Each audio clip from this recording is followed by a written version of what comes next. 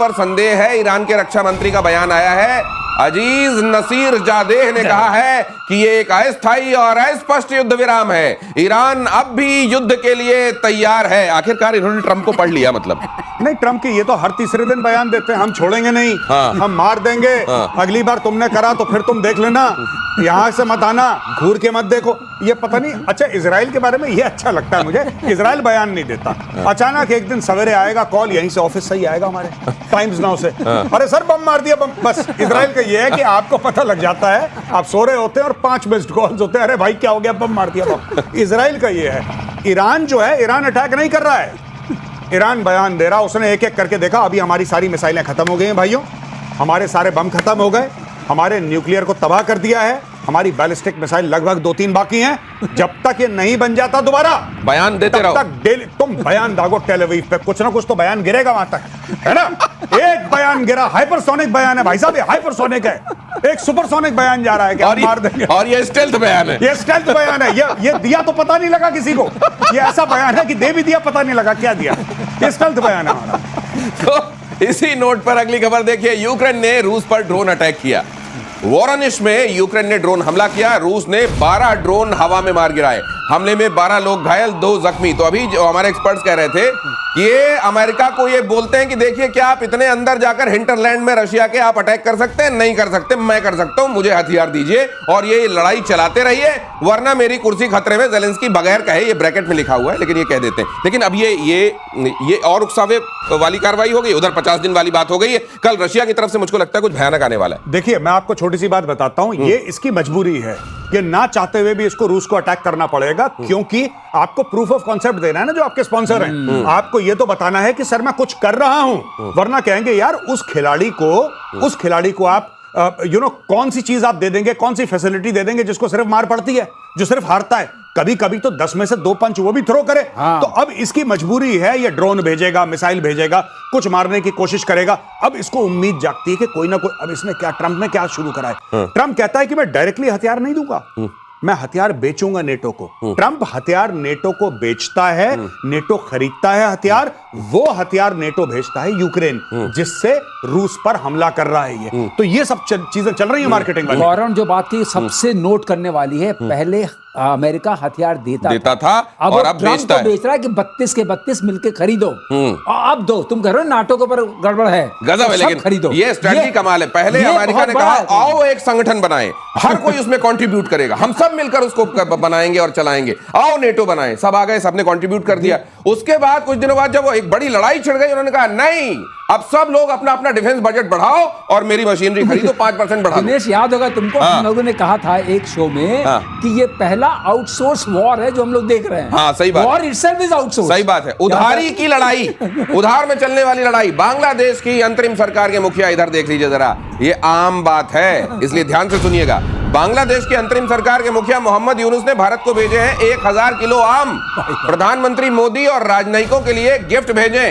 पश्चिम बंगाल और त्रिपुरा के सीएम को भी आम का तोहफा, और तोहफे में हरिभंगा किस्म की आम भेजा गया है।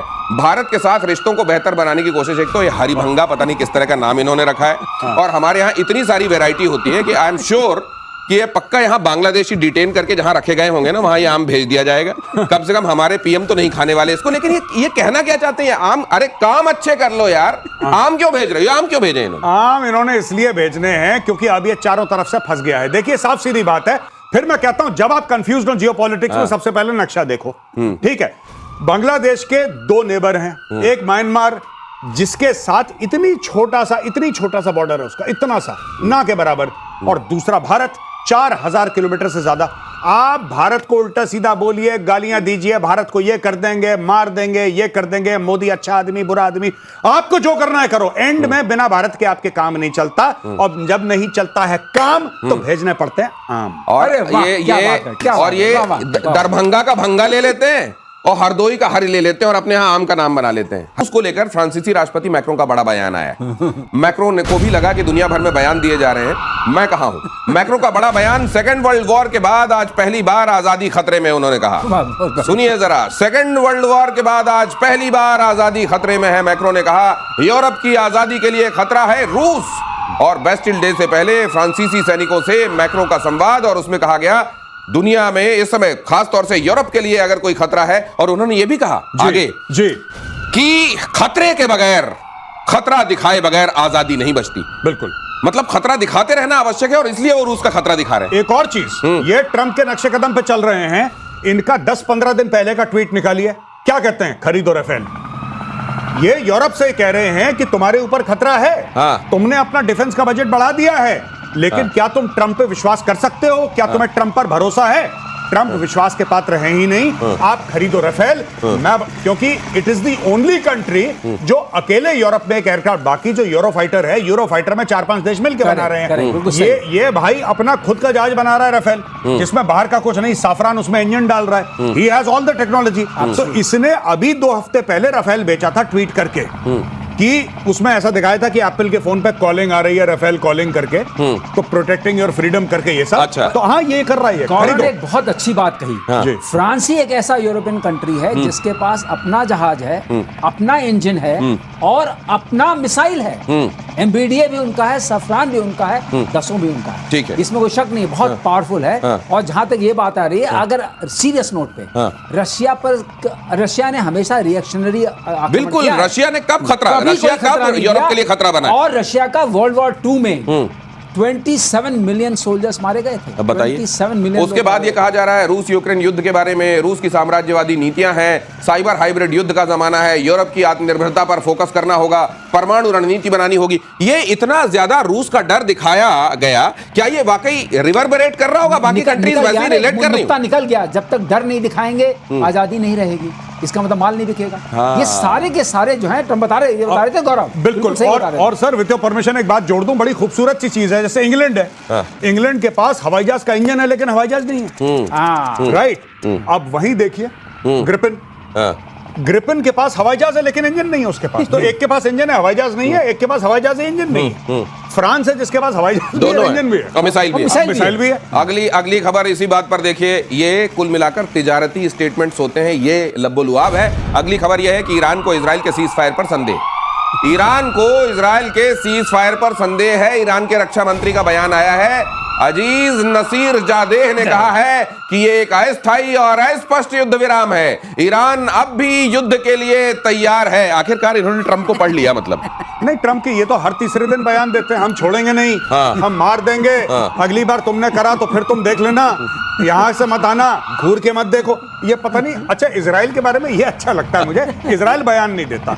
अचानक एक दिन सवेरे आएगा कॉल, यहीं से ऑफिस से ही आएगा हमारे टाइम्स नाउ से, अरे सर बम मार दिया, बम। बस इजराइल का ये है कि आपको पता लग जाता है, आप सो रहे होते हैं और 5 मिस्ड कॉल्स होते हैं, अरे भाई क्या हो गया, बम मार दिया बम। इजराइल का ये है।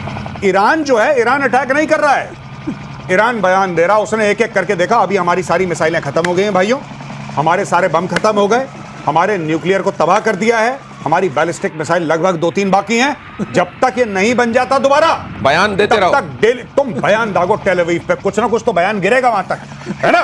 एक बयान गिरा, हाइपरसोनिक बयान है भाई साहब, ये हाइपरसोनिक है, एक सुपरसोनिक बयान जा रहा है कि हम मार देंगे, और ये स्टेल्थ बयान है, ये स्टेल्थ बयान है। ये दिया तो पता नहीं लगा किसी को, ये ऐसा बयान है कि दे भी दिया पता नहीं लगा क्या दिया, ये स्टेल्थ बयान है हमारा।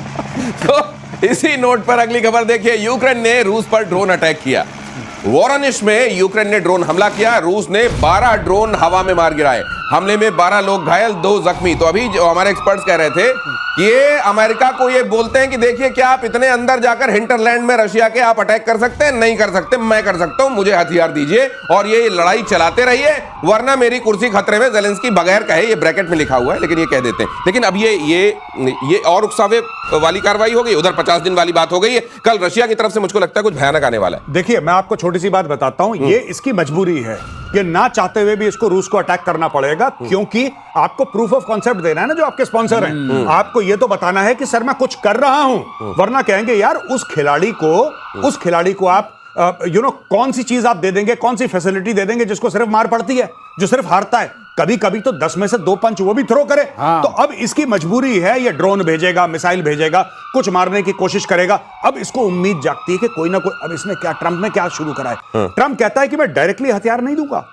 मैं हथियार बेचूंगा नेटो को। ट्रंप हथियार नेटो को बेचता है, नेटो खरीदता है हथियार, वो हथियार नेटो भेजता है यूक्रेन, जिससे रूस पर हमला कर रहा है ये। तो ये सब चीजें चल रही है मार्केटिंग वाली। गौरव जो बात की सबसे नोट करने वाली है, पहले अमेरिका हथियार देता था और अब ट्रम्प तो बेच रहा है कि 32 के 32 मिलके खरीदो और अब दो। तुम कह रहे हो नाटो के ऊपर गड़बड़ है, गजब है, सब लेकिन खरीदो। ये स्ट्रेटजी कमाल है। पहले ये अमेरिका बहुत ने बड़ा कहा आओ एक संगठन बनाएं, हर कोई उसमें कंट्रीब्यूट करेगा, हम सब मिलकर उसको बनाएंगे और चलाएंगे, आओ नेटो बनाएं। सब आ गए, सबने कंट्रीब्यूट कर दिया। उसके बाद कुछ दिनों बाद जब वो एक बड़ी लड़ाई छिड़ गई, उन्होंने कहा नहीं, अब सब लोग अपना अपना डिफेंस बजट बढ़ाओ और मेरी मशीनरी खरीदो, 5% बढ़ा दो। दिनेश, याद होगा तुमको, हम लोगों ने कहा था एक शो में कि ये पहला आउटसोर्स वॉर है जो हम लोग देख रहे हैं। हाँ, सही बात। War itself is outsource. सही बात है। उधारी की लड़ाई, उधार में चलने वाली लड़ाई, बांग्लादेश की अंतरिम सरकार के मुखिया इधर देख लीजिए जरा, ये आम बात है, इसलिए ध्यान से सुनिएगा। बांग्लादेश की अंतरिम सरकार के मुखिया मोहम्मद यूनुस ने भारत को भेजे हैं 1000 किलो आम।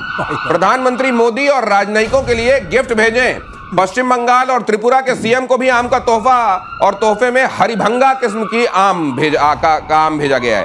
भारत के साथ रिश्तों को बेहतर बनाने की कोशिश। एक तो ये हरिभंगा पता नहीं किस तरह का नाम इन्होंने रखा है, और हमारे यहाँ इतनी सारी वैरायटी होती है कि आई एम श्योर कि ये पक्का यहाँ बांग्लादेशी डिटेन करके जहां रखे गए होंगे ना, वहां ये आम भेज दिया जाएगा।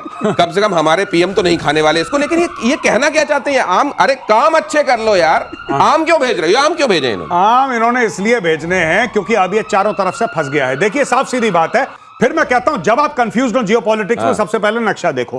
ठीक है, बांग्लादेश के 2 नेबर हैं, एक म्यांमार जिसके साथ इतनी छोटा सा बॉर्डर है उसका, इतना सा ना के बराबर, और दूसरा भारत 4000 किलोमीटर से ज्यादा। आप भारत को उल्टा सीधा बोलिए, गालियां दीजिए, भारत को ये कर देंगे, मार देंगे, ये कर देंगे, मोदी अच्छा आदमी बुरा आदमी, आपको जो करना है करो। एंड में बिना भारत के आपके काम नहीं चलता, और जब नहीं चलता है काम तो भेजने पड़ते हैं आम। और